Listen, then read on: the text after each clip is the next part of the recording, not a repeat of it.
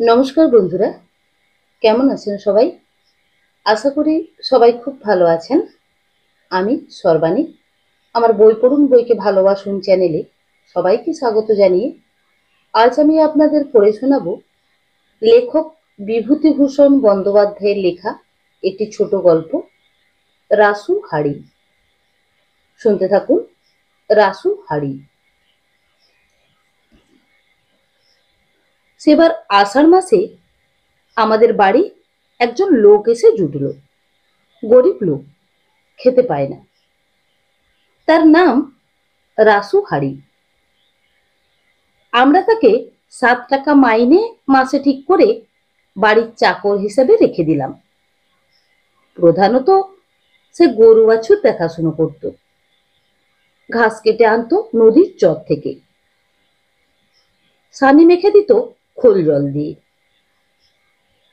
বাবা মারা গিয়েছিলেন আমাদের অল্প বয়সে। 3 ভাইয়ের মধ্যে আমিই বড়। লেখাপড়া আমার গ্রাম্য পাঠশালা পর্যন্ত। ছোট ভাই দুটি ডান্ডাগুলি খেলে বেড়াতো, এখন চাষের কাজে আমাকে সাহায্য করে। রাসু বছর খানেক কাজ করার পরে একদিন রাত্রে আমাদের বড় বলদ জোড়া নিয়ে অন্তর্ধান হলো। আমাদের চক্ষু স্থির। তখনকার সস্তার দিনেও সে গরু জোড়ার দাম 200 টাকা।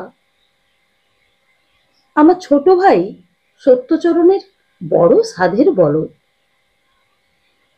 সে ভালো গাড়ি চালাতে পারতো বলে শখ করে জন্তিপুরের গোহাটা থেকে ওই গরু জোড়া কিনে এনেছিল। ভোরবেলা মা ওঠেন সকলের আগে। সেদিন উঠে চণ্ডীমণ্ডপে গিয়ে দেখেন রাসু নেই। যে কম্বলখানা গায়ে দিয়ে শুতো সেখানেও নেই। গোয়ালে দেখলো বলদ জোড়াও নেই। আমাকে উঠিয়ে বললেন, হ্যাঁ রে নীলে, রাসু গেল কোথায় জানিস? আমার তখন বিয়ে হয়নি। সত্য আর আমি এক ঘরে শুই। আমি উঠে চোখ মুছতে মুছতে বললাম, তা কি জানি, মাঠের দিকে গেল না তো।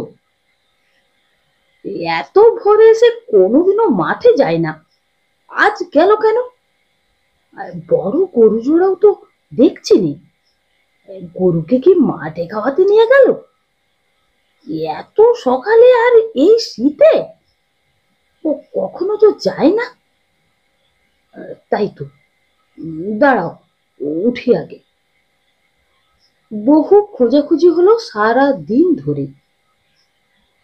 রাসুহারি না পাত্তা।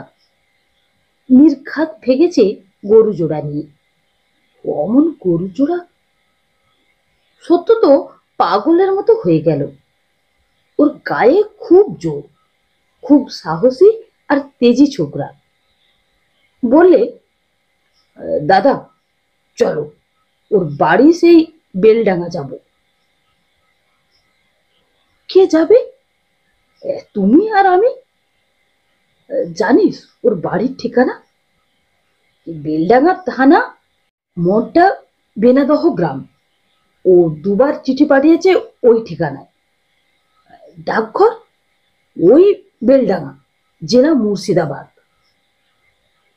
বাবা, সে কদ্দূর এখান থেকে? ও থাকবে। সত্য কিছুতেই শুনল না। তার পীড়াপিড়িতে 2 ভাই পুটুলি নিয়ে বাড়ি থেকে বেরোলাম, 32 টাকা সঙ্গে নিয়ে। সোজা গিয়ে বেলডাঙ্গা স্টেশনে ট্রেন থেকে নামলাম। জিজ্ঞেস করে জানা গেল মঠটা বেনাদহ এখান থেকে 3 মাইলের মধ্যে। বেলডাঙ্গা থানাতে গিয়ে দারোগা বাবুকে সব খুলে বললাম। তার নাম পঞ্চানন রায়, বাড়ি হুগলি জেলা। আমাদের মুখে সব শুনে তার দয়া হলো। আমাদের বললেন সেখানে কিছুদিন থাকতে, অন্তত 1 সপ্তাহ। সাধারণ পোশাকে তিনি 2 জন কনস্টেবলকে সঙ্গে নিয়ে নিজে বেনাদহ গ্রামে গিয়ে খবর নিয়ে এলেন সে বাড়ি নেই। আমাদের বললেন, থানায় রাত্রে শুয়ে থাকবেন, কোনো অসুবিধে হবে না, রেঁধে খেতে পারেন, কিংবা যদি না রেঁধে খেতে চান, আমার এক ছত্রী কনস্টেবল আছে। সত্য বললে, কিছু না দারোগা বাবু, আমরা রান্না করেই নেব। থানার উত্তরে বড় এক পুকুর, পুকুরের পাড়ে উলটি বচড়া ও তাল গাছ। আমাদের যশোরের ভাষায় উলটি বচড়া বলে উলু ঘাসে ঢাকা মাঠকে। দেখে সত্য খুব খুশি, বলে, দাদা, ওই তাল গাছের তলায় আধ ছায়া আধ রৌদ্রে বসে রাঁধবো। দিন কয়েক সেখানে থাকা হলো। বেনাদহ গিয়ে রাসুহারি সন্ধান সব সময় নেওয়া হচ্ছে, কখনো রাত দুপুরে, কখনো দিন দুপুরে, কখনো খুব ভোরবেলায়। গাঁয়ের লোকে বলে, সে যশোর জেলায় ব্রাহ্মণদের বাড়ি চাকরি করে, এখানে থাকে না তো, আজ 1 বছরের মধ্যে তাকে গাঁয়ে দেখা যায়নি।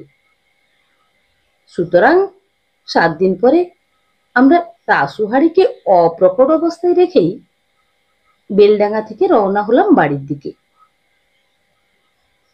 সত্য বললে, দাদা, পয়সা নেই হাতে, তাছাড়া রাস্তা দেখে যেতে হবে। যদি এমন হয় পথ দিয়ে গরু তাড়িয়ে বাড়ির দিকে আসছে, চল হেঁটে বাড়ি ফিরি। সে কি রে, এখান থেকে যশোর জেলা পথে যে সোজা নয়, পারবি হাঁটতে? গরু জোড়া ফেরত পাওয়ার জন্য সব করতে পারি দাদা, আমার গাড়ি চালানো একদম বন্ধ হয়ে গেল ওই গরু জোড়ার অভাবে। অতএব নামলাম 2 ভাই পথে। বেলডাঙ্গার বাজার থেকে চাল ডাল কিনে নিই, হাঁড়ি সরা কিনে বোচকায় বেঁধে নিলাম। প্রথম দিন রাস্তার ধারে এক আমতলায় রান্না করে খেলাম। বেশ লাগে কিন্তু এভাবে পথ চলতে। ঘর থেকে কখনো বেরোইনি, এত দূরেও জীবনে কখনো আসিনি। রাসুহারির দৌলতে অনেক দেশ দেখলাম। সত্য বললে, দাদা, হাঁড়ি ফেলে দিয়ে কাজ নেই, বড্ড দাম হাঁড়ি, ধুয়ে নিয়ে আসি পুকুর থেকে, বোচকায় বেঁধে নি, নইলে কত পয়সা লেগে যাবে রোজ হাঁড়ি কিনতে। সন্ধ্যার আগে আশ্রয় নেবার জন্য একটা কি গ্রামে ঢুকে সামনের একটা বাড়িতে গিয়ে দাঁড়ালাম। বাড়ির লোকেরা ঘুঁটের আগুন পোয়াচ্ছে উঠোনে। আমাদের কথা শুনে বললে, এখানে জায়গা হবে না, আমাদের তাই থাকবার জায়গা নেই, এগিয়ে গিয়ে গায়ের মধ্যে দেখো গে। কিছু দূর গিয়ে আরেকটি বাড়ি পেলাম, রাস্তার বাঁ ধারে। বাড়ির সামনে গোয়াল ঘর। প্রথম শীতে লাউ গাছে মাচা ভরা লাউ ঝুলছে। মেটে ঘর 2-3 খানা। উঠোনের পেছন দিকে এক ঝাড় তলতা বাঁশ। বুড়ো মতো একটা লোক তামাক খাচ্ছিল দাওয়ায় বসে। আমাদের দেখে বললে, কে তোমরা? আমি বললাম, পথ চলতি লোক, এখানে কি মনে করে? একটু থাকবার জায়গা দাও কর্তা, অনেক দূর থেকে আসছি, বড় কষ্ট হয়েছে। তোমরা? আমরা ব্রাহ্মণ। গিয়েছিলে কোথায়? তখন সব কথা খুলে বললাম ওকে, রাসুহারির আনুপূর্বিক ঘটনা। লোকটা নির্বিকার ভাবে তামাক টানতে টানতে সব শুনলে। আমাদের কথা শেষ হয়ে গেলে হুঁকোয় শেষ টান দিয়ে পিচ করে থুতু ফেলে শান্ত ও ধীর ভাবে বললে, এখানে থাকার অসুবিধে আগে দেখো। এই দাওয়ায় না হয় শুয়ে থাকবো, এই শীতে এখানে সুবিধে হবে না। সত্য বললে, এগিয়ে চলো দাদা, এখানে দরকার নেই। কিছু দূর গিয়ে আমরা একটা বাড়ির পেছন দিকটাতে পৌঁছালাম। বাড়ির মধ্যে মুড়ি ভাজার গন্ধ বেরোচ্ছে এবং খোলা হাঁড়িতে মুড়ি ভাজার চড়বড় শব্দ হচ্ছে। আমরা ঘুরে গিয়ে বাড়ির উঠানে ঢুকলাম। একটা কালো মতো বেঁটে লোক বাড়ি থেকে বেরিয়ে এলো। আমাদের দিকে কটমট করে চেয়ে বললে, কে তোমরা, কি চাই? আমরা বিদেশি পথিক, বেলডাঙ্গা থেকে আসছি, একটু থাকবার জায়গা হবে রাত্রিরে? কি জাত তোমরা? ব্রাহ্মণ, আমাদের সঙ্গে চাল ডাল আছে, নিজেরা রেঁধে খাবো। লোকটা যেন একটু নরম হয়ে বললে, দাঁড়াও জিজ্ঞেস করে আসি। বাড়ির মধ্যে থেকে এবার বেরিয়ে এলো একটি মেয়ে মানুষ, কালো ঢেঙা, হাতে কুচি কাঠি। ইনি মুড়ি ভাজছিলেন তাহলে। আমার দিকে চেয়ে বললে, কে গা তোমরা? আমরা ব্রাহ্মণ, একটু থাকবার জায়গা চাই। এখানে জায়গা হবে না, আগে দেখো। আগে কোথায় দেখবো? ও মা, তোমরা জানো না নাকি আগে কত লোক আছে, দেখো গে যাও। আমরা নতুন লোক, কি করে জানবো লোক আছে কিনা? সামনে গিয়ে দেখো না। জায়গা একটু হবে না, আমরা নিজেরা রেঁধে খেতাম। বারবার বলছি হবে না, তুমি বাপু কিরকম লোক? বলেই মেয়ে মানুষটি আমাদের দিকে পিছন ফিরে এক পাশ করে চলে গেল বিরক্ত ভাবে।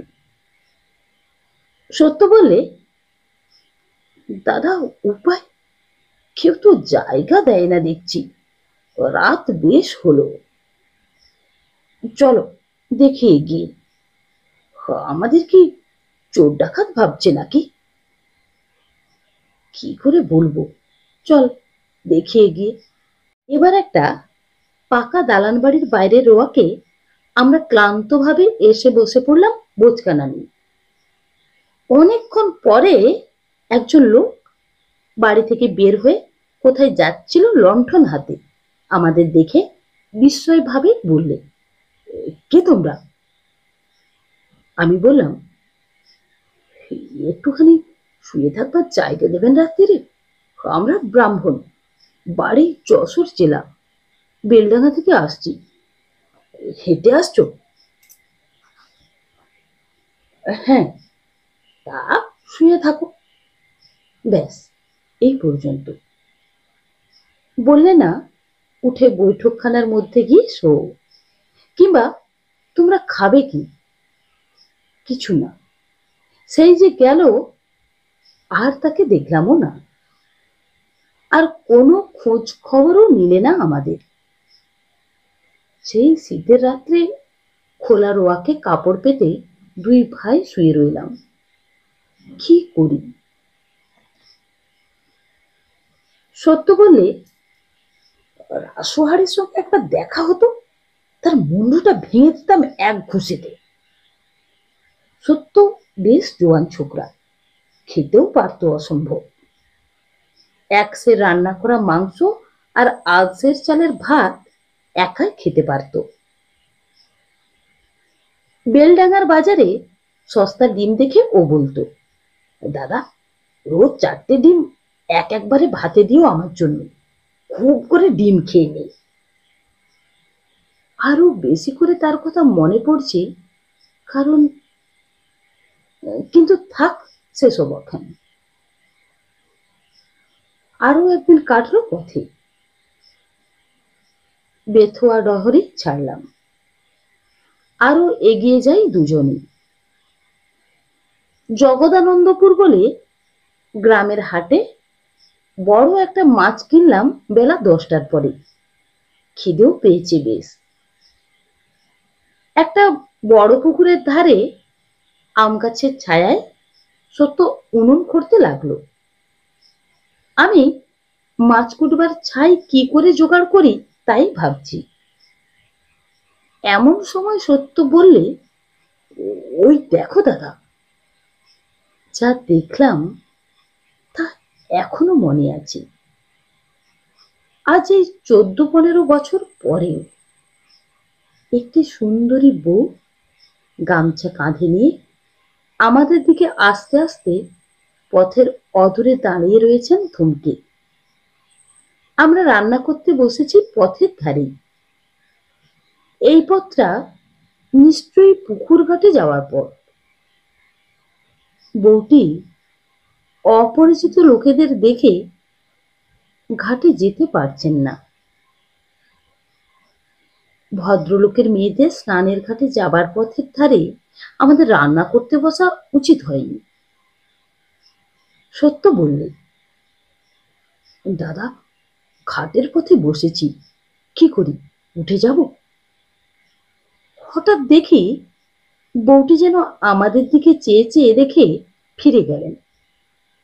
অমন রূপসী বউ এমন পাড়া গায়ে দেখবো আশা করিনি। আমাদেরও ভয় হলো। সত্য বললে, যা, ফিরে চলে গেল বউটি। আমরা না বুঝে অন্যায় করে ফেলেছি, চলো সরে যাই। পরক্ষণে ভয়ে সুরে বললে, দাদা লোক আসছে এদিকে, বউটি গিয়ে বাড়িতে বলে দিয়েছে চলো পালাই, মারবে। আমি আশ্বাস দিয়ে বললাম, কেন পালাতে হবে কেন? কি করেছি আমরা? মার বুঝি সস্তা? দুটি ছোকরা এসে আমাদের কাছে দাঁড়ালো। আপনারা আসছেন কোথা থেকে? আমি বললাম, বেলডাঙা। যাবেন কোথায়? যশোর জেলা। আপনারা ব্রাহ্মণ? আগে হ্যাঁ। কিছু মনে করবেন না, আমাদের খুড়িমা। আমরা ভাবছি, এই রে, এইবার আসল কথা বলবে। এসেছিলেন ঘাটে নাইতে। তিনি ফিরে গিয়ে বললেন, দুটি ব্রাহ্মণের ছেলে আমাদের বাড়ির সামনে উনুন খুঁড়ে রেঁধে খেতে যাচ্ছে এই দুপুরবেলা। ওদের গিয়ে বাড়িতে ডেকে আনো। তা আপনারা দয়া করে চলুন আমাদের ওখানে, আমি জিনিসপত্র নিয়ে যাচ্ছি। আমরা তো অবাক, এমন কথা বিদেশে কখনো শুনিনি। লোকে একটু শোবার জায়গায় দিতে চায় না, আর কিনা রাস্তা থেকে ডেকে নিয়ে যেতে চাইছে। সত্য বললে, এ দাদা, কি যাবে নাকি? ছোকরা দুটি বলে, যেতেই হবে, খুড়িমা নইলে ছাড়বেন না। আমাদের হুকুম, নিয়ে যেতেই হবে আপনাদের। নে বলাই, ওদের বচকা দুটা তুলে নে। আমরা মুখ চাওয়াচাই করি, সত্য আর আমি। আমাদের কোনো আপত্তি গ্রাহ্য করলে না ওরা, নিয়ে গেল। একতলা কোঠা বাড়ি। বাড়ির উঠানে ডান দিকে দুটো বড় গোলা, তার পাশেই গোয়াল বাড়ি, সামনে ছোট বৈঠকখানা। আমরা বাড়ির উঠানে পা দিতেই একজন প্রৌঢ় ভদ্রলোক এগিয়ে এসে বললেন, আসুন আসুন, আপনারা ব্রাহ্মণের ছেলে, এই দুপুরবেলা বাড়ির সামনে রেঁধে খাবেন, এ কখনো হয়? বড় বৌমা দেখে এসে বললে ওদের নিয়ে এসো বাড়িতে, আসুন বসুন। আমরা তত লেখাপড়া জানিনি, চাষবাস করে খাই। শিক্ষিত ভদ্রলোকের সঙ্গে আমাদের মিশতে ভয় হয়। বিশেষ করে তো সত্যের। সে গরুর গাড়ি চালায়। সে বললে, দাদা এগিয়ে যাও। এগিয়ে গেলাম আমি। ওরা আমাদের নিয়ে গিয়ে বৈঠকখানায় বসালো। পা ধোয়ার জল এনে দিল। তারপর এলো চা আর জল খাবার, ফলমূল আর ঘরের তৈরি ক্ষীরের সন্দেশ, নারকেল নাড়ু। কর্তার নাম হরিচরণ সেন, ওরা যাকে বৈদ্য। আমাকে বললেন, রান্না বেশি আপনাদেরই করতে হবে, স্নান করে নিন আগে। সত্য বললি, তুমি রান্না করো গিয়ে দাদা, ওদের বাড়ির মধ্যে রান্নাঘর, আমার লজ্জা করে। স্নান সেরে অগত্যা আমাকে যেতে হলো রান্নাঘরে। সেই সুন্দরী বউটিও দেখি সেখানে উপস্থিত। মুখের ঘোমটা খুলেছেন, সুন্দর মুখ, তেমনি কাঁচা হলুদের মতো রং। আমার দিদির বয়সী হবেন। আমার ইচ্ছে হতে লাগলো প্রণাম করবার, কিন্তু আমি ব্রাহ্মণ, ওরা বৈদ্য, কি মনে করবেন। আমি বললাম, দিদি আপনার বড় দয়া।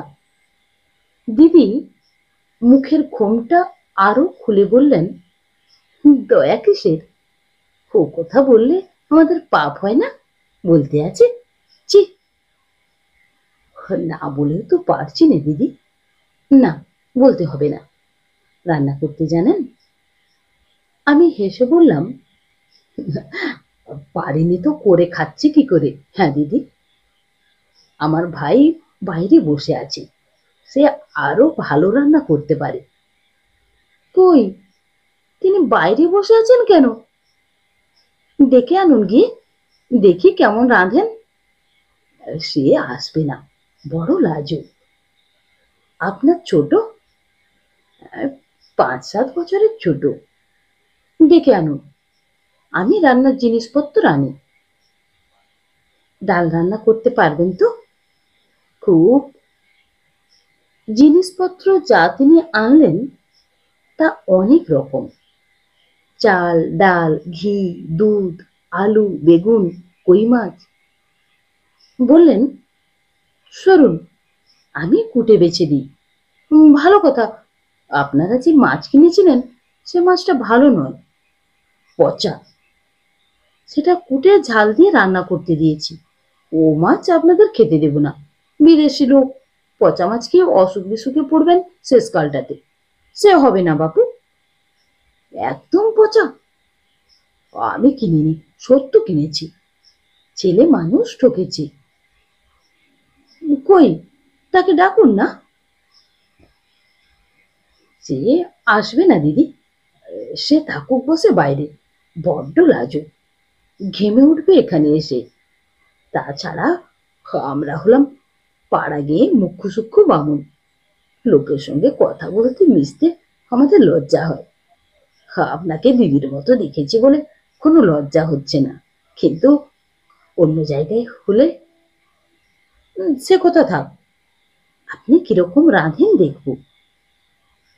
মাছের ঝোলে কি বাটনা দিতে হবে বলুন তো? জানিনি, কখনো তো রাঁধিনি। বিদ্যে বুঝেছি। আচ্ছা, আমি সব বলে দিচ্ছি, আপনি রেঁধে যান। বেলা হয়েছে, খিদে পেয়েছে আপনাদের। 2 ঘন্টা ধরে তিনি বসে বসে আমাকে দিয়ে রাঁধালেন। কখন মাছ ভাজতে হবে, কখন কি বাটনা দিতে হবে, সাঁতলাবার সময় কি ফোড়ন দিতে হবে। দুধ নিয়ে এলেন প্রায় 1.5 সের। পায়েস করতে হবে নাকি? আমি সম্পূর্ণ অস্বীকার করলাম, আমার দ্বারা আর কিছু হবে না। তিনি বললেন, তা ভালো, থাক, খিদেও পেয়েছে আপনাদের বুঝতে পারছি, ওবেলা হবে। আমি একটু আধটু গান করতে পারতাম। বিকেলবেলা আমার সে বিদ্যের কথা প্রকাশ হয়ে পড়ল আমার ভাইয়ের মুখ থেকে। সন্ধ্যার পরে এলো হারমোনিয়াম ও ডুগি তবলা। আমার গান শুনে অনেকে সুখ্যাতি করতো তখন। গান ভালোই গাইতাম। রাত্রে রান্না করবার সময় দিদি বললেন, আপনি এমন চমৎকার গান গাইতে পারেন ভাইটি। সলজ্জ সুরে বললাম, কি এমন গান? আপনাকে এখন ছাড়ছি নে, থাকুন দিন কতক এখানে, রোজ গান শুনব। সে তো আমার ভাগ্য, কিন্তু দিদি আমার যে থাকবার জন্যে পড়ে গিয়েছি এক ফেরে। কি ফের? আমি রাসুহারের গরু চুরির বৃত্তান্ত আগাগোড়া বললাম। দিদি সব শুনে গালে হাত দিয়ে কি চমৎকার সুশ্রী ভঙ্গি করে বললেন, ও মা, আমি যাব কোথায়? সুন্দরী মেয়ে, কি অপূর্ব সুন্দর যে দেখাচ্ছিল ওই মুহূর্তটিতে। বললাম, আপনি তো দেবীর মতো, কেউ জায়গা দিতে চায় না বিদেশি দেখে। দিন রাত কি কষ্ট পেয়েছি দিদি। আপনার মতো মানুষ কজন যে রাস্তা থেকে লোক ধরে বাড়ি নিয়ে এসে খাওয়ায়? আপনি বুঝতে পারবেন না মানুষ কত দুষ্টু হতে পারে। দিদি হেসে বললেন, আমার একটা স্বাদ ছিল, আপনি দিদি বলে ডেকে সে স্বাদ আমার পুরোতে দিলেন কই? কেন, কি স্বাদ? জানেন, আমার অনেক দিনের স্বাদ। ব্রাহ্মণ অতিথি আমাদের বাড়ি আসবেন, আমি তার পা ধুয়ে দেব নিজের হাতে। কিন্তু আপনার বেলা তা করতে পারলাম না, দিদি বলে ডাকলেন। সে আমাদের মতো ব্রাহ্মণ নয় দিদি, আমরা চাষবাস করে খাই, লেখাপড়া জানিনি। আমাদের কথা বাদ দিন, তাতে আমার কি? আপনি কি করেন আমাদের দেখবার দরকার কি? যাক গেল, এখন বলুন কদিন থাকতে পারবেন? কালই যাব। কাল যাবার কথা বলতে হচ্ছে, পরশু বিবেচনা করে দেখা যাবে। এখন বলুন তো, মাংস খান তো? খাই। শুনুন, কাল রাত্রে লুচি মাংস করব। লুচি আমি ভাজবো, তাতে কোনো দোষ নেই। আপনি শুধু মাংসটা রেঁধে নেবেন। আপনি যখন দিদি মাংস রাঁধলেনই বা, সে হবে না, ব্রাহ্মণকে রেঁধে খাওয়াতে পারবো না এ বাড়িতে। বড্ড সেকেলে আপনি, ঠাকুমা দিদিমার মতো সেকেলে। বলুন ঠিক কিনা? দিদি শুধু হাসলেন, কথার উত্তর দিলেন না।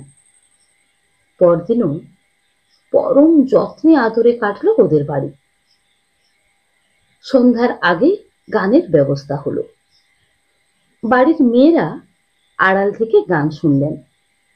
আমি অনেকগুলো গান গাইলাম। রান্নাঘরে যেতেই দেখি দিদি গরম চা নিয়ে বসে আছেন। বললেন, বড্ড পরিশ্রম হয়েছে, গলাটা ভিজিয়ে নিয়ে মাংস চড়িয়ে দিন। মেখে চুকে ঠিক করে রেখেছি, কষে নিন আগে। শুনুন, পেঁয়াজ দেয়নি কিন্তু। কেন, আপনাদের পেঁয়াজ চলে না? আমাদের চলে, আপনাদের চলবে কি না? খুব চলে। দিন পেঁয়াজ বাটা। কি সুন্দর গান গাইলেন আপনি, সত্যি চাষবাস করেন? সত্যি, গান গাইলে চাষবাস করা যায় না। হ্যাঁ দিদি। দিদি হেসে চুপ করে রইলেন। অনেক সময় কথার উত্তর না দেওয়া ওর একটা স্বভাব। পরদিন সকালেই আমরা দুজন ওদের কাছে বিদায় নিলাম। দিদি ঘরের মধ্যে ডেকে নিয়ে গিয়ে আমাকে আর সত্যকে বসিয়ে শশা কাটা, কলা, ছাঁকা আলু, ক্ষীরের ছাঁচ ইত্যাদি রেখাটিতে সাজিয়ে সামনে দিলেন। তার কাছ থেকে বিদায় নিতে গিয়ে চোখে সত্যি জল এলো আমার। বারবার বলে দিলেন, আবার আসবেন অবশ্যই, অবশ্যই। বেলুর বিয়ে হবে বৈশাখ মাসে, সে সময় চিঠি যাবে। ভুলবেন না দিদির কথা।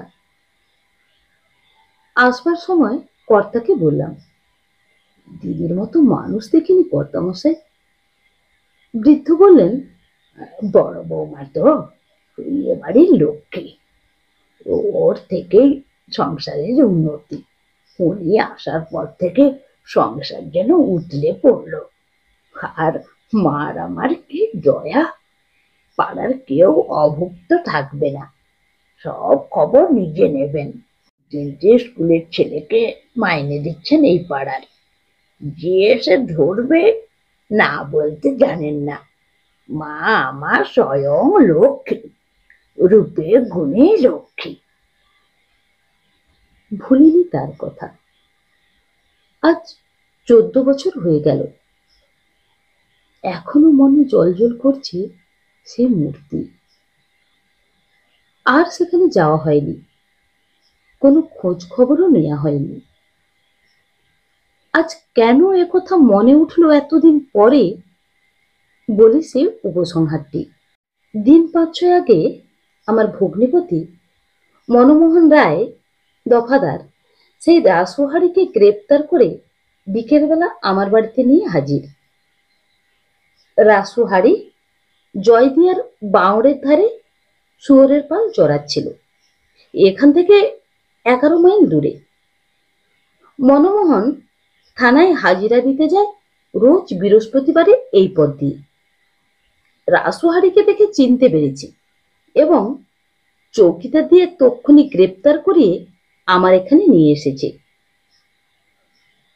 রাসু এসে বসে চারিদিকে চেয়ে বলল, এ বাবুদের বাড়ি এ কি হয়ে গিয়েছে? চণ্ডী মণ্ডপও নেই, গোলাও নেই, ওঠা ভেঙে গিয়েছে, লাঙলগুলোও নেই দেখছি। আমার মাকে দেখে বললে, মা ঠাকুরন এত বুড়ো হয়ে গিয়েছেন, আপনাকে যে আর চেনাই যায় না। ছোট বাবু কই? মা বললেন, সে ফাঁকি দিয়ে চলে গিয়েছে আজ 8 বছর। সে চলে যাওয়াতেই তো সংসার একেবারে গেল, কিছু নেই আর সে সংসারে। আমি বললাম, রাসু, গরু জোড়া চুরি করেছিলি তুই? রাসুও বুড়ো হয়ে পড়েছে, মাথার চুল বিশেষ কাঁচা নেই, গোঁফ সম্পূর্ণ পাকা, একটু পুজো মতো হয়ে পড়েছে। একটু চুপ করে থেকে বললে, হ্যাঁ বাবু, মিথ্যে বলে আর কি হবে, গরু নিয়ে গিয়ে একটা গাঁয়ের হাটে বিক্রি করি। দেশে যাসনি? না বাবু, সেই টাকা নিয়ে সোজা রাজশাহী চলে যাই, ভয়ে দেশে ফিরিনি। কেন চুরি করলি? অদেষ্ট বাবু, সবে অদেষ্টের লিখন। তখন বয়স কাঁচা ছিল, বুদ্ধি ছিল না, দুঃখ তো ঘুচলো না, সব রকম করে দেখলাম বাবু। এখন রাতুলপুরের হিঙ্গল সর্দারের শুয়োর চড়াই, 16 টাকা মাইনে আর খাতি দেয়। বুড়ো হয়ে পড়েছি, আর কনে যাব এ বয়সে, চোখই ভালো দেখতে পাইনি। মা বললেন, রাসু, দুটো খাবি? হাঁড়িতে পান্তা ভাত আছে ও বেলার, দুটো খা। বোধ হয় আজ তোর খাওয়া হয়নি। জগদানন্দপুরের সেই দিদির কথা অনেক দিন পরেই আবার মনে এলো। ভুলেই গিয়েছিলাম বটে। এখন মার ওই কথায় জগদানন্দপুরের দিদির সেই দেবীর মতো মূর্তিখানা চোখের সামনেই ভেসে উঠল। ভুলিনি দেখলাম, এতটুকুও ভুলিনি, বাইরে ভুলেছিলাম মাত্র। কি জানি এতদিন পরে বেঁচে আছেন কিনা। মনমোহনকে বললাম, ভাইয়া, আর 14 বছর পরে ওকে গ্রেপ্তার করে কি করবে? ছেড়ে দাও ওকে। এখন ও যেমন গরিব, আমিও তেমনি গরিব। ওকে জেলে দিয়ে আমার কি আর দুঃখ ঘুচবে? রাসুহারি কেঁদে আমার পা দুটো জড়িয়ে ধরল। মা চোখ মুছতে মুছতে বললেন, আয় বাবা রাসু, ভাত দিই গে, রান্নাঘরের উঠোনে চল। তোমারও অদিষ্ট আর আমাদেরও অদিষ্ট। চলো বাবা।